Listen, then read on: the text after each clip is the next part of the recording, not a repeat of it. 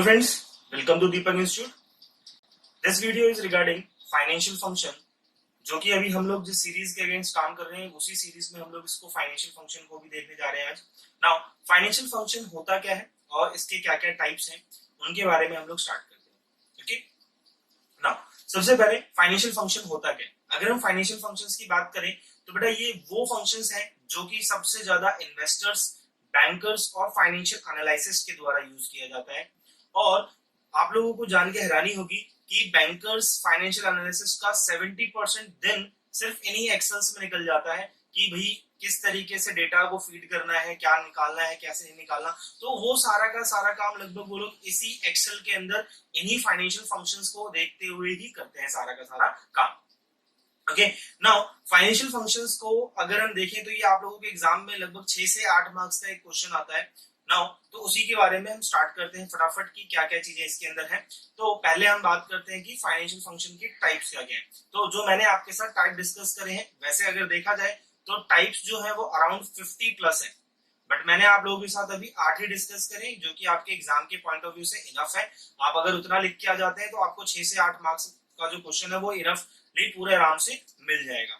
चलिए स्टार्ट करते हैं वीडियो को फटाफट. These are our 8 functions: FV schedule, PV, FV, NPV, XNPV, PMT, PPMT और IPMT.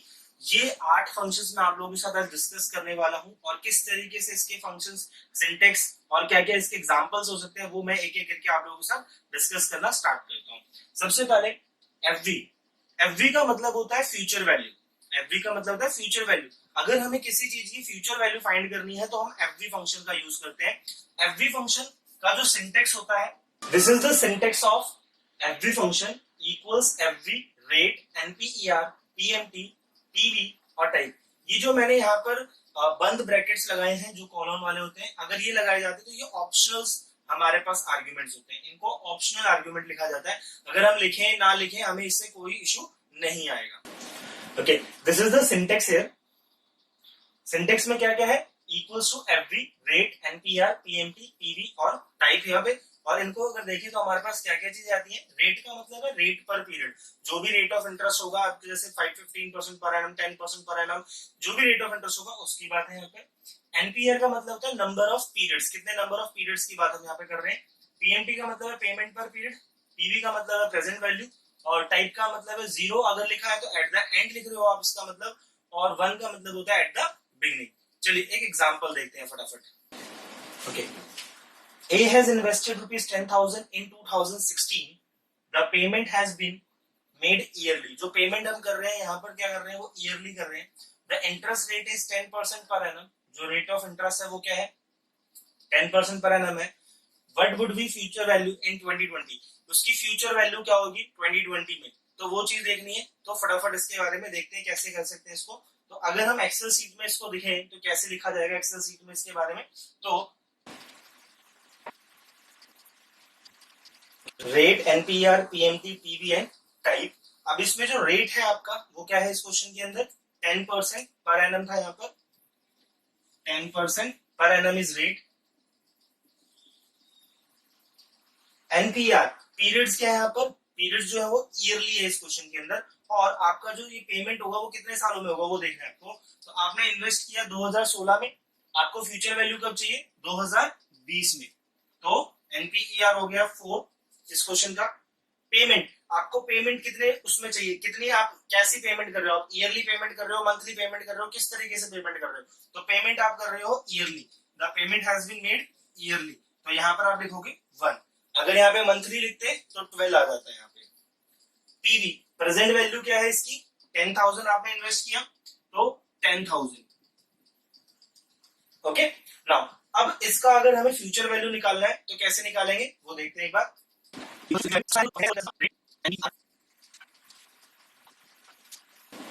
रेट, रेट का वैल्यू क्या है 10% पर एनम और ये कहां पर है B1 के अंदर. तो आप यहां पर क्या लिख देंगे B1. NPER कहां पे है B2 में तो B2. PMT, PMT कहां पे है B3 में तो आप B3 लिख दो यहां पर. और जो प्रेजेंट वैल्यू है आपकी वो क्या है आपके पास 10,000 और वो कहां पे B4 में, वो आप लिख देंगे यहां पर इस तरीके से. और जैसे ही आप इसमें इसको सॉल्व करेंगे तो आपके पास जो वैल्यू आएगी 0.36। ओके, तो एफवी फंक्शन का हमने क्या सिंपल सा यूज देखा बेटा कि equals to FV rate NPER PMT present value and type here.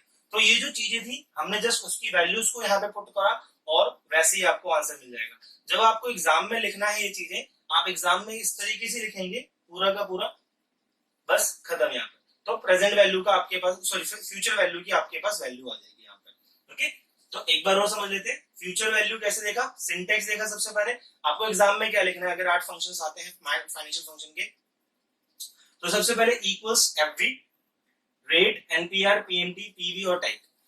और आपको ये बताना है कि फ्यूचर वैल्यू क्या देता है। फ्यूचर वैल्यू आपको एक फ्यूचर की अमाउंट दे देता है जो आपको एक टाइम के बाद मिलेगा। तो उस टाइम के बाद जो अमाउंट मिलता है उसी को फ्यूचर वैल्यू कहा जाता है। तो आप उस फ्यूचर वैल्यू को लिख देंगे यहाँ पर, सिंपल सा, और कुछ नहीं देखना आपको। इसका मैंने एग्जांपल आपको समझाया कि एक ने 10,000 रुपए इन्वेस्ट किए 2016 में, the payment has been made yearly, the interest rate is 10% per annum, what would be the face value in sorry future value in 2020। तो वो हमने निकालने के लिए ये वाला फॉर्मूला लगाया, equals FV rate NPR PMT PV and type. तो एफवी रेट कहां था, B1 में, एनपीआर B2 में, पीएमटी B3 में था, पीवी B4 में था। टाइप अगर छोड़ भी दोगे तो भी FV schedule. This function is used when you need to calculate the future value with the variable interest rate. जब आपका इंटरेस्ट रेट बार बार चेंज हो रहा हो तो उस चीज के लिए हमें ये वाला फॉर्मूला यूज करना पड़ता है, equals to FV schedule principal schedule. Schedule का यहाँ मतलब है सीरीज ऑफ इंटरेस्ट रेट, जो भी इंटरेस्ट रेट की सीरीज है वो यहाँ पर लागू हो जाएगी। ओके, और प्रिंसिपल का मतलब होता है present value of particular investment, जो भी पर्टिकुलर इन्वेस्टमेंट है वो चीज यहाँ पर आ जाएगी। For example, Raghav has invested 10,000 at the end of 2017. It is expected that interest rate will be changed every year. जो interest rate है वो हर साल change होगा।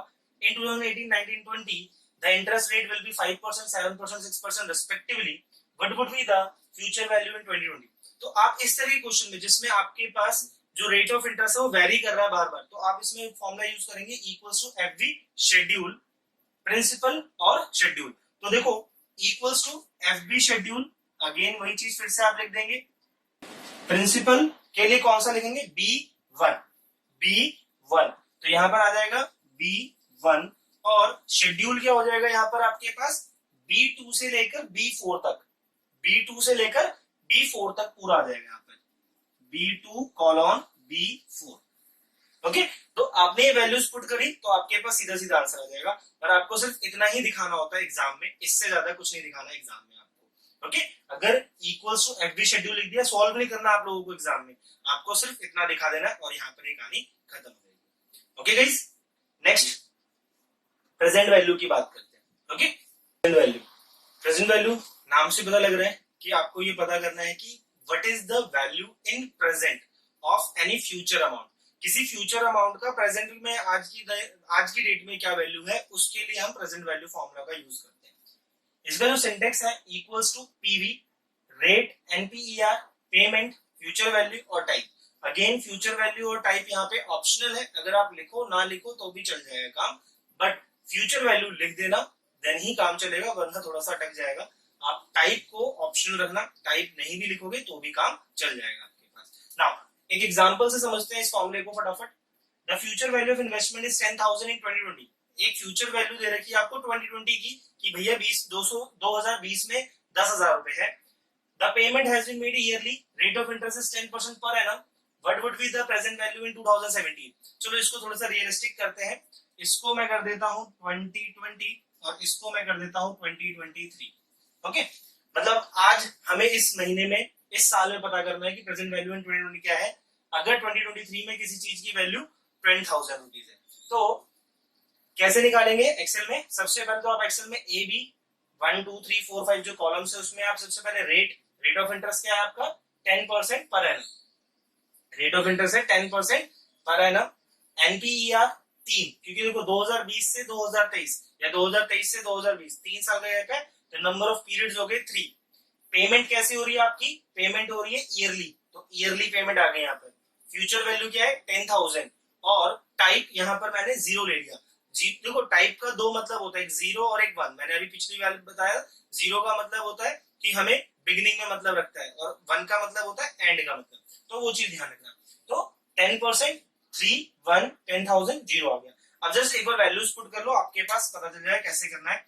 तो इक्वल्स टू पीवी, रेट क्या हो गया V1, एनपीआर क्या हो गया B2, पीएमटी क्या हो गया 1 यानी B3, प्रेजेंट वैल्यू क्या है, सॉरी यहाँ पर प्रेजेंट वैल्यू नहीं लिखोगे बेटा, यहाँ पे आप फ्यूचर वैल्यू लिखोगे, ये फ्यूचर वैल्यू है यहाँ पे।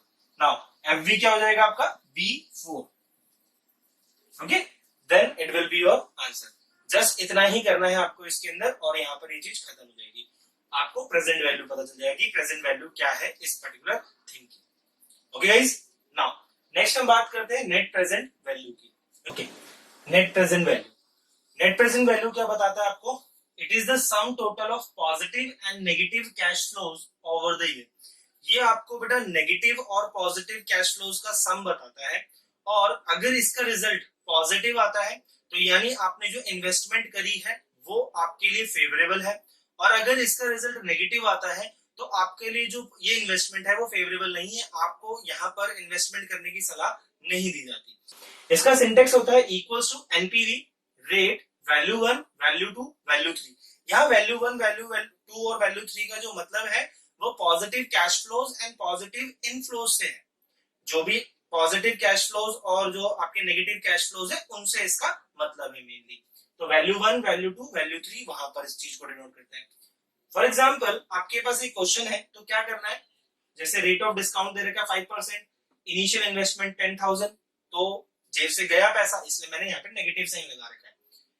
Return from first year 3,000, return from second year 4,000, third year से 4,000 और फोर्थ ईयर से 3,000 की आपकी अर्निंग हो रही है। आपको ये चेक करना है कि यह जो इन्वेस्टमेंट है ये आपके लिए बेनिफिशियल है या नहीं है, तो आपको एनपीवी का फॉर्मूला लगाना है, और अगर बेनिफिशियल है तो ये पॉजिटिव आएगा और अगर बेनिफिशियल नहीं है तो ये नेगेटिव आएगा। ओके, तो फॉर्मूला क्या लगेगा,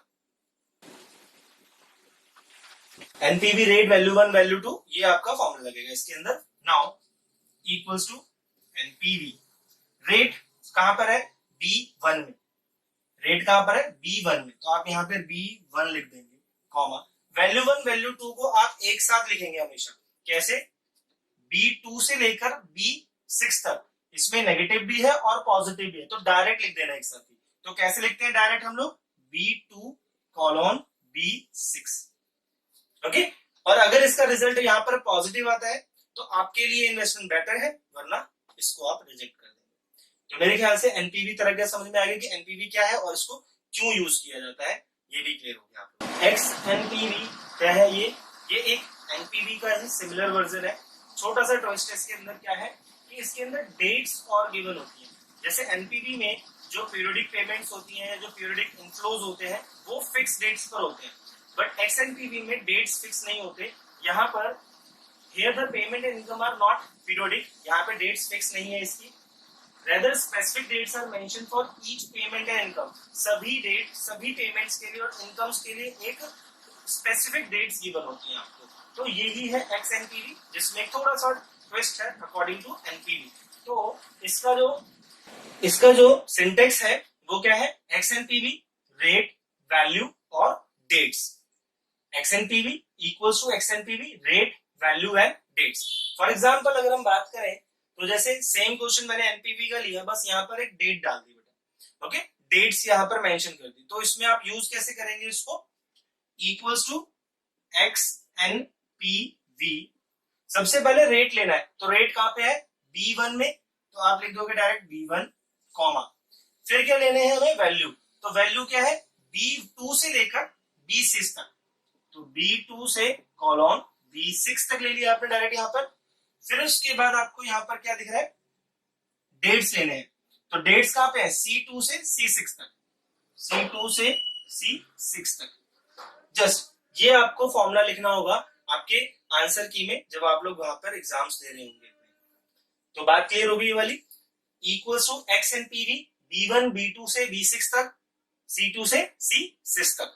क्लियर यहां तक की बात, ये है एक्स एंड पीवी, जिसके अंदर सिर्फ आपको डेट्स एक्स्ट्रा गिवन होती है, इसलिए यहाँ पर हमने डेट का एक अलग से जोड़ दिया, आपके पास वैल्यूज आ जाएंगी कि कितनी कितनी आपको नेट प्रेजेंट वैल्यू आ रही है। और यहाँ पर भी आपको वही चीज देखना है, अगर पॉजिटिव वैल्यू है देन आप इन्वेस्टमेंट करेंगे, और अगर प्रेजेंट वैल्यू नहीं नेगेटिव आ रही तो आप इन्वेस्टमेंट नहीं करेंगे यहाँ पे। ओके, नाउ हम चलते हैं पीएमटी, पीपीएमटी और आईपीएमटी की तरफ। पीएमटी, पीएमटी का मतलब क्या होता है? It denotes the periodical payment, periodical payment required to pay off for a particular period of time with a constant interest rate, with a constant interest rate, एक constant interest rate के साथ आपको periodically payment कितनी करनी है वो बताता है। जैसे मान के चलो आपने यहाँ पर एक एग्जांपल दे रखा है मैंने कि 10,000 to be paid in full in 3 years, पूरी पेमेंट करनी है 10,000 की 3 सालों के अंदर। The interest rate is 10% and payments to be done yearly, payments to be done yearly. तो मतलब आपको ये पता करना है कि आपको कितने किस्तें, मतलब जो आपकी किस्त बनेगी 3 सालों के अंदर एक एक की, तो वो पहली किस्त कितने की है, दूसरी किस्त कितने की है और तीसरी किस्त कितनी है। तो ये तीनों किस्त एक जैसी आएगी, तो उस अमाउंट, उस चीज को पता करने के लिए हम पीएमटी फंक्शन का यूज करते हैं। Okay, equals to PMT rate, NPR, PV, future value और टाइप। यहां पर ये फ्यूचर वैल्यू और टाइप पूरी तरीके से ऑप्शनल है, आप लिखना चाहो तो लिख दो, नहीं लिखना चाहो तो आपकी इच्छा है। ये आप नहीं भी लिखोगे तब भी काम चलेगा इसका, ये पूर्णतः ऑप्शनल है, इसमें कोई लेना देना नहीं है। अगर आप लिख रहे हो तो भी सही है, नहीं लिख रहे तो भी सही है।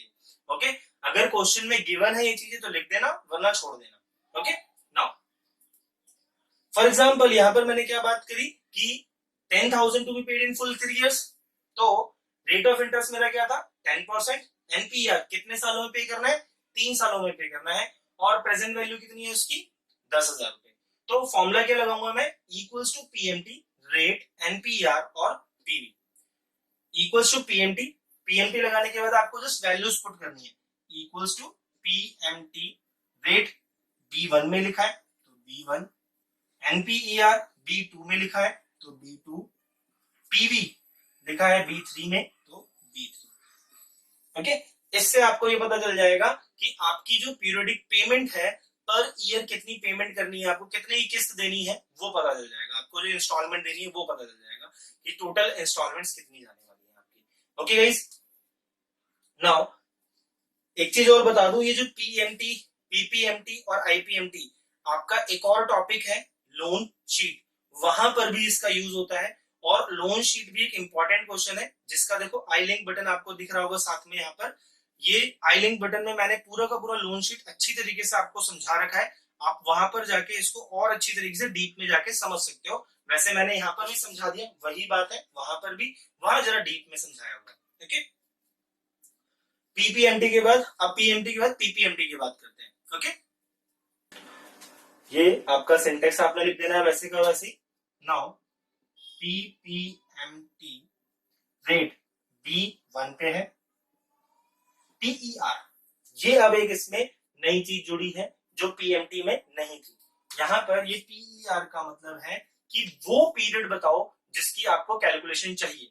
आपको अगर फर्स्ट ईयर की कैलकुलेशन चाहिए होती तो यहाँ पर 1, ये जो जैसे आपने सेकेंड ईयर लिखा है तो मैं पीईआर की जगह जस्ट 2 लिख दूंगा। पीईआर का मतलब है द पीरियड, जितने पीरियड्स की आपको प्रिंसिपल कैलकुलेट करवानी है वो चीज यहाँ पे डायरेक्ट आपको पता कर देगा। तो B1 पीईआर आपको यहाँ नहीं मिलेगा, ये आपको डायरेक्ट लिखना पड़ेगा कि आपको 2 ईयर का निकालना है, 1 ईयर का निकालना है, जितने भी ईयर का निकालना हो वो आप यहाँ पे लिख देना। नाउ एनपीईआर, नंबर ऑफ पीरियड्स कितनी हो रही है, कितनी पेमेंट्स जा रही है आपकी, टोटल 3, तो आपने वहां पर लेना है B2, प्रेजेंट वैल्यू B3 पे है वो छोड़ दो, आपको यहाँ पे क्या पता चल जाएगा, principal amount to be paid at the second instalment, principal amount to be paid at the second instalment, ये आपको कैलकुलेट करके दे देगा। यहाँ पर कोई भी इंटरेस्ट जुड़ा हुआ नहीं होगा इसके अंदर। ओके गाइस, तो ये पीपीएमटी आपको बताता है। इसके अंदर आईपीएमटी, आईपीएमटी आपको क्या कैलकुलेट करके देता है बेटा, ये वो अमाउंट कैलकुलेट करता है जो कि सिर्फ इंटरेस्ट का होता है। जैसे किसी भी पर्टिकुलर इंस्टॉलमेंट का आपको इंटरेस्ट फाइंड करना है कि इसमें कितना इंटरेस्ट पे किया जा रहा है, तो उस चीज के लिए आप आईपीएमटी का यूज करते हो। तो it is used to calculate the interest to be paid in custom period, custom period में जो भी इंटरेस्ट पे किया जा रहा है वो कैलकुलेट करके देता है आपको आईपीएमटी। जैसे सेम एग्जांपल है जो मैंने पीपीएमटी के लिए रखा, बस उसमें मैंने आईपीएमटी लगा दिया कि चीज क्या है, 10,000 रुपए पे करने हैं 3 सालों में, इंटरेस्ट का रेट 10% है, पेमेंट जो होगी वो ईयरली होगी। Find out the interest to be paid in 2 year. मुझे अब इंटरेस्ट पता करना है। पिछले वाले में हमें क्या पता करना था, प्रिंसिपल अमाउंट पता करना था, तो पीपीएमटी का यूज किया था, और सिर्फ अब इंटरेस्ट पता करना है तो अब हम यूज करेंगे आईपीएमटी। पिछले में पीपीएमटी का था जब हमने प्रिंसिपल पता करा था, फिर आईपीएमटी जो मुझे बताता है सिर्फ इंटरेस्ट, और जो पहला था पीएमटी उसके अंदर आपको प्रिंसिपल प्लस इंटरेस्ट दोनों अमाउंट बताता है।